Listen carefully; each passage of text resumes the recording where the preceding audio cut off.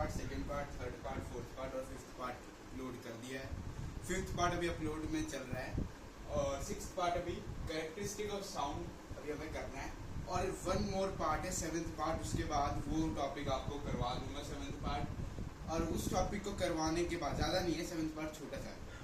Seventh part करवाने के बाद आपको PYQ क्वेश्चंस करवाऊंगा जो मैंने आपको फिफ्थ पार्ट में ही बता दिया था कि क्या क्या करवाने वाला है।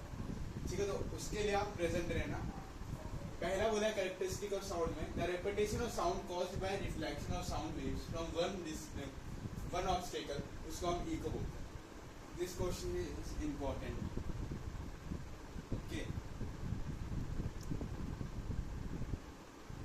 This question is important of 2 mark का क्वेश्चन।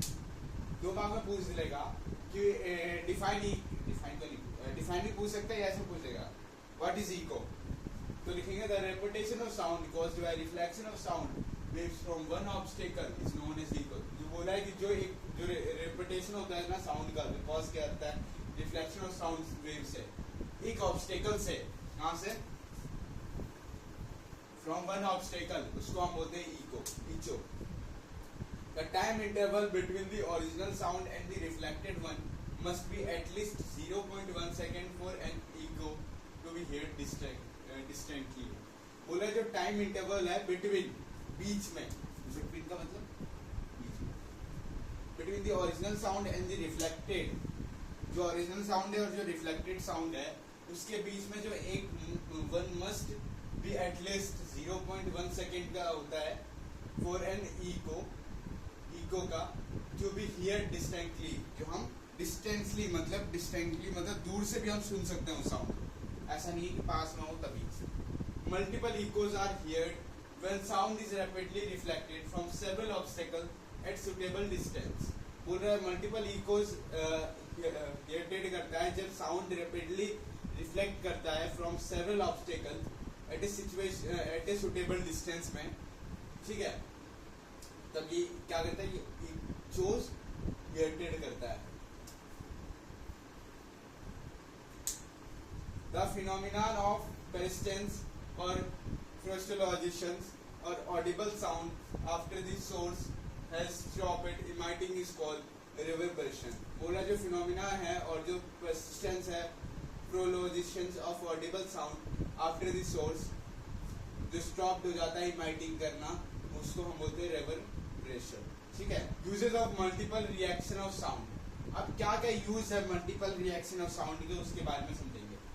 द मेगाफोन, जो मेगाफोन होता है उसका जो हॉर्न होता है, म्यूजिकल इंस्ट्रूमेंट, और जो स्टेथोस्कोप होता है, स्टेथोस्कोप जो हॉस्पिटल वगैरह में आप जाते हैं ना, जिससे हार्ट बीट मेजर करते हैं, स्टेथोस्कोप जो mechanisms of multiple reflection of sound को यूज किया जाता है।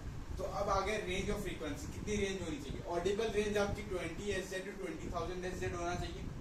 ठीक है, 20 Hz का मतलब समझ लो 20 Hz से पीछे तक का जितना साउंड है वो सुनाई दे सकता है। ठीक है, अल्ट्रासाउंड अबव 20 kHz, 20 kHz से अबव होता है अल्ट्रासाउंड का साउंड। इंफ्रासाउंड बेलो 20 Hz, मतलब 20 Hz से कम होता है, उसको हम बोलते हैं इंफ्रासाउंड। ये सारे जो टॉपिक्स है, range of sound, this range of frequency is very important for class 9th and 10th also. ठीक है, 9th और 10th में अगर आपका ये साउंड का चैप्टर दोबारा रिपीट हो रहा है तो ये आप दिमाग में बैठा लेना, ऑडिबल रेंज, अल्ट्रासाउंड, इंफ्रासाउंड वगैरह आपका ये दोबारा 10th में आएगा। और ये था आपका 6th पार्ट।